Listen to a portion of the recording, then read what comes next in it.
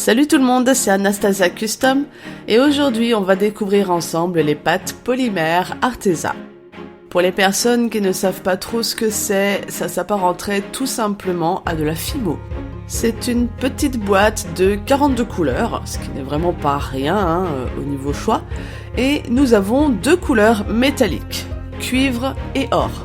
Cette boîte vous fournira également quelques outils de sculpture, ce qui est bien pratique si vous n'avez rien chez vous, et des accessoires pour créer des bijoux comme des boucles d'oreilles ou des porte-clés. Et voici la large palette de couleurs que vous trouverez dans ce kit. Ce sont des petits pains de 28 grammes et personnellement, pour l'utilisation que j'en ai, c'est bien suffisant. Dans cette vidéo, on va tester cette pâte en sculptant deux paires de cornes et un diadème steampunk pour Monster High. On va commencer avec le bleu ciel et pour tout vous dire, je n'avais absolument rien de précis en tête puisque ce qui m'intéresse surtout ici, c'est de faire des points de comparaison avec les autres pâtes que j'ai pu tester. Comme je n'ai jamais été déçue par Arteza, il y a une grosse part de curiosité qui veut savoir ce que cette pâte a de plus que les autres et qui nous donnerait une vraie bonne raison de nous tourner vers cette marque. La première chose que je constate, c'est que c'est une pâte plutôt molle, un peu comme la résine époxy, je dirais, et du coup, j'ai vraiment aucune difficulté à sculpter mes cornes.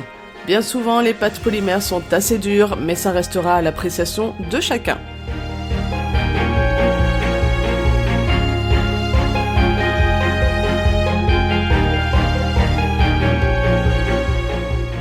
Une fois terminé, on enfourne la pâte entre 15 à 30 minutes à 160 degrés. La couleur ressortira un poil plus foncé, mais si vous voulez garder une couleur claire, mon conseil serait de mélanger d'abord votre pâte avec un peu de pâte blanche pour l'éclaircir avant de la travailler et de la cuire.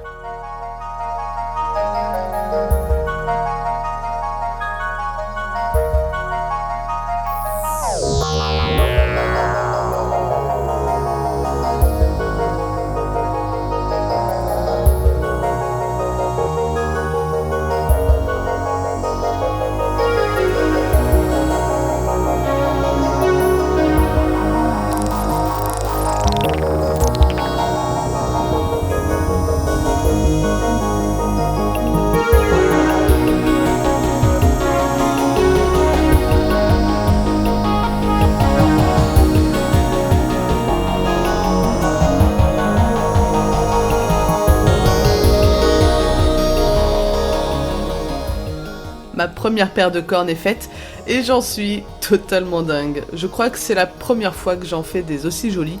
Alors je sais pas si c'est la pâte qui a fait tout le boulot ou si c'est l'inspiration qui a joué, mais en tout cas, pour moi, ça reste un premier test très concluant.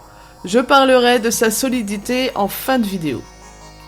Pour cette couleur, donc la cuivre, attention lorsque vous la manipulez parce qu'elle a tendance à tacher les doigts.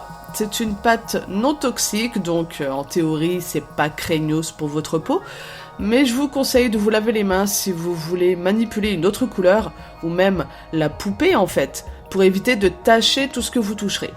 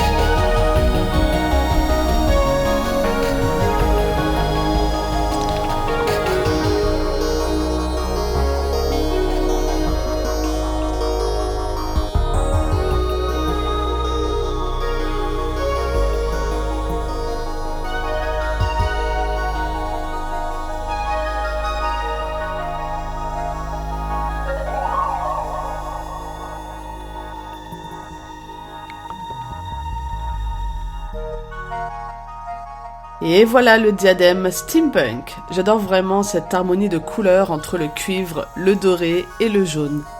Passons maintenant à la dernière paire de cornes façon branche d'arbre fleurie.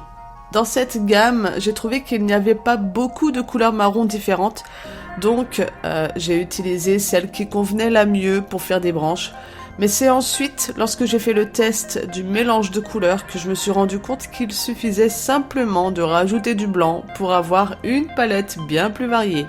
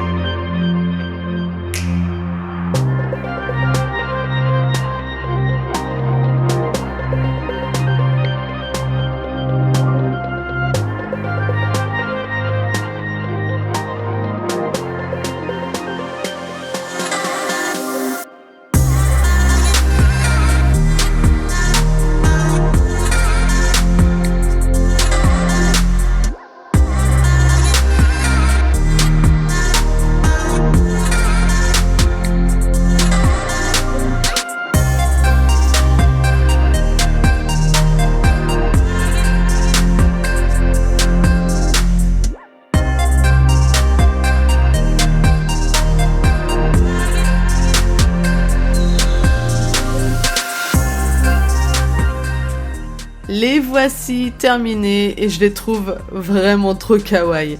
Je pense qu'elles seront très utiles pour une custo printanière ou féerique.